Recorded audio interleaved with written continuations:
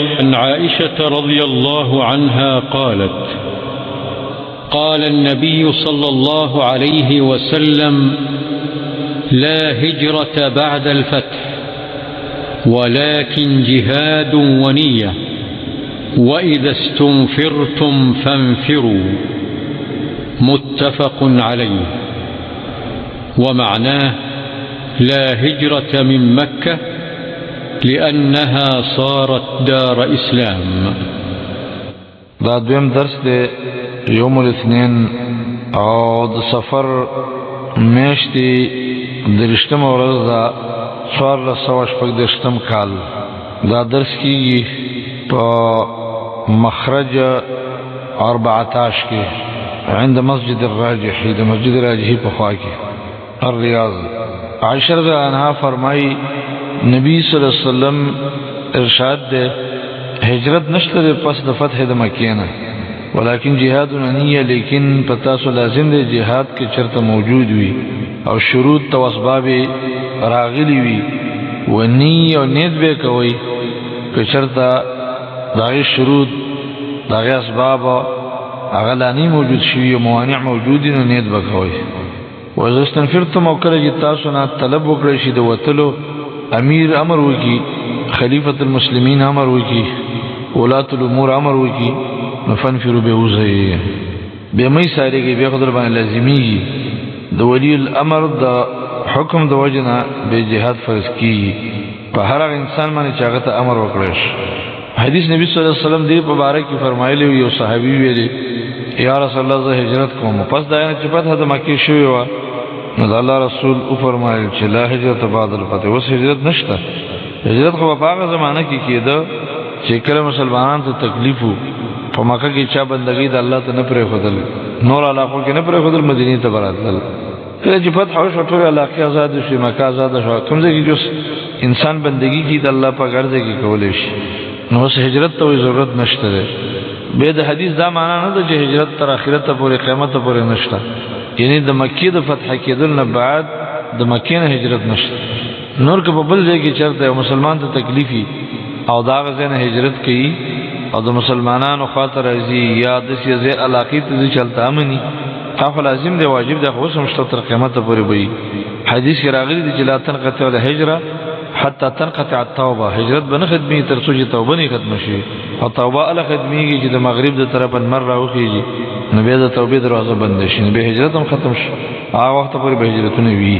خود دا حدیث داغا صحابہ کرام مبارک دے چی پا مکہ کی او دا مکی نے ہجرت کاؤ پس داغا نے چی پتہ شو خچ ہجرت نشتا دے جہاد بم نہیں وینا جہاد شتا، لیکن جہاد اقدر باندې لازم دے کہ چرت داغا اسباب شروط موجودی ونی و نیت دا جہاد بکی خوجہ دار کی دا جہاد دسی و عمل لجریر شرطن لری اسبابی موانع بے ختمی نالا سری باندې لازمی کل کل یو سڑے دے چی داغا سا اسباب دا جہاد نشتا، شروط لا متوفر ندی پورے ندی، موانع موجود دی نو نیت بسرف کے ارادہ بلاری چہرہ کد اللہ تعالی دا حکمات متوجہ شرطا وخراغ نصبت اللہ بلارہ کی جہاد کم خپل مال اوزان بلگوم.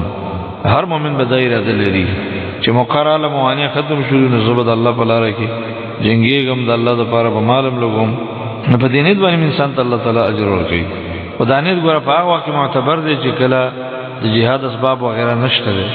کلا که معرکہ چرد شروع دا اوستا خواسا کیگی چی پائی کی خپل مال اوزان ہو لگی او بیم پا کی برخ نالی او توی جزمان نیت شتا دے ندا بے دوکہ دا اللہ سبحانہ وتعالی سوی دوکہ نشی کولے ہیں.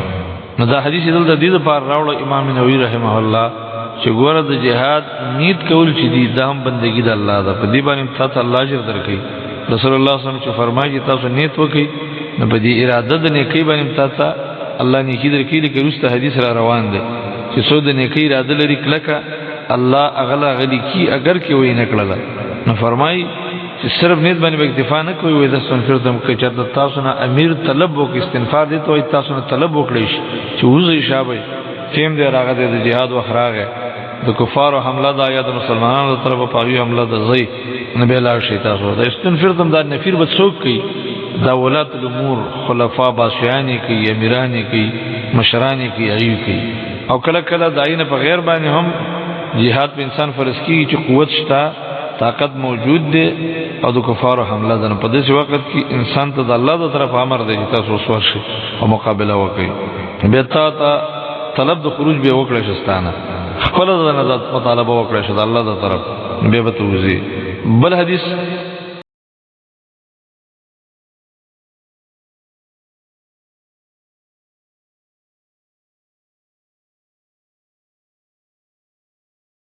وعن أبي عبد الله جابر بن عبد الله الأنصاري رضي الله عنهما قال: كنا مع النبي صلى الله عليه وسلم في غزاة فقال: إن بالمدينة لرجالا ما سرتم مسيرا ولا قطعتم واديا إلا كانوا معكم حبسهم المرض، وفي رواية: إلا شركوكم في الأجر. رواه مسلم. ورواه البخاري عن أنس رضي الله عنه قال: رجعنا من غزوة تبوك مع النبي صلى الله عليه وسلم فقال: إن أقواما خلفنا بالمدينة ما سلكنا شعبا ولا واديا إلا وهم معنا حبسهم العذر. دا ابو عبدالله جابر بن عبدالله انصاری صحابی نه نقل لی چې دا مشهور صحابی دی. جابر نوم دی، ابو عبدالله کنیه د پلار نوم عبدالله بن حرام رضی الله عنه صحابی چې په احد کې شهید شوی دی. جابر خپل په عراق کې وفات شوی دی او جابر رضی الله عنه ډیر حدیث نقل لی، 1500 زیاته حدیث نقل لی. دا فقيه صحابي په انصارو کې او ډیر نیک انسان او صالح انسان. دا فرمای موږ د نبی صلی الله علیه وسلم په یو غزا کې روسته راځي، دا غزا تبوک و. د تبوک په غزا کې موږ دا غسرو واپس را روان. نو نبی صلی الله علیه وسلم دا مسله بیان کړله چې په مدینه کې څه سړی دي، ان بالمدینه لرجال. سړی څخه یاد کړل چې دا jihad پر سکی په سړو باندې غالبا ما سرت مسیرت تاسو نه تری په یو زیادت للو ولا قطعتم وادي او تاسو نه د قطع کړی او کندلرا الا كانوا معكم مگر تاسو سره یو. تاسو کوم ځای کوي بس تاسو سره. سوال پیدا شو، صحابه کرام عرض وکړي چې رسول الله په مدینه کې دی وګوره موږ سره دلته دا څنګه کېدلی شي؟ نو وی فرمایل چې حبسهم المرض، هغه بیماری بند کړو. بل روایت کې دی الا شرکوکم فی الاجر. دا تشریح ده الا كانوا معكم د بار تاسو سره سمانا ده تاسو سره په اجر کې شریک وو. نه په مدینه کې دی وګوره تاسو سره په اجر کې شریک دی تاسو سره دی. نو د دې حدیث فائدې هغه د چې رسول الله صلی الله علیه وسلم د دې غازیانو مجاهدینو زین سازي وکړه چې ګوره هغه مؤمنان چې په مدینه کې پاتې دي د عذر د وجنه د تاسو په اجر کې شریک دي. وجه دا ده چې نیتی د جهاد د یو او کله کې اراده وا لیکن د عذر د وجنه پاتې شو. سوچ دی یو نیکی اراده لري، الله تعالی د دغه نیکی کوونکې د دغه عمل صالح کوونکې حسابي. اگر کده د لاسونه شولا نیت المؤمن خیر من عملی، د نیت برابرۍ نیت مزیداری. نو ګور نیت دونه خپل شی دی کله عذر د وجه تانی کی ونه کړو خو اراده دی وا الله تعالی دای بدل درکې. لکه صحیح حدیث کې راغلی دی نسائی کې یو سره ما خستن کې لوټا مسواک کی دی عزت تهجد ته برابر پاسېګم په دې کې څه خو په غالب شرافانه شه ده الله تعالی مکمل اجر د تهجد لګي. ځکه اراده خو کنه خو د عذر د وجه نه پاتې شو. زده اراده وا الله تعالی ول پورا اجر زکوار خو. او دا خبره قران کریم کې الله ذکر کړی سورۃ النساء کې وکلن وعد الله الحسنى. دې دوه ډول سره الله تعالی د جنت وعده کړی دا که څوک جهاد ته تری دی او که څوک پاتې شي خود عذر د وجه نه پاتې دی اراده کړه کوا. او ما علی المحسنین من سبیل په سورۃ توبه کې الله دې ته اشاره کړی ده. نو دا نه دونه بهترین شی ده. موږ به یو نیکی اراده لرو هغه مونږ نه کړو د عذر د وجه نه الله مونږ تاجر راکړي. الا كانوا معكم د معكم یبل فیدا هغه دا چې د معیت همیشه د پاره د معیت بالذات نه بلکې معیت په ډېر قسمه یو کس د یو کس سره کېدل دا په ډېر قسمه دي. کله یو کس د بل سره په محبت کې وي لکه زه تاسو سره یم په محبت کې سمرګریم، زه تاسو سره یم په نیت کې سره مرګریم، زه تاسو سره یم په اجر کې سره شریک یم. مددي د وجنه د قران کریم د دې آیات چې الله فرمایي او هو معکم اينما کنتم، الله تاسو دې تاسو چې کوم ځای کې ته دې دا معنا نه ده چې الله د انسان سره دې په اعتبار د ذات دلته موجود دی. د ټولو سلف تفسیر دا دی چې الله تاسو سره دې به اعتبار العلم والقدره والاحاطه، الله عالم دې قادر دې محیط دې پتا سبحانه.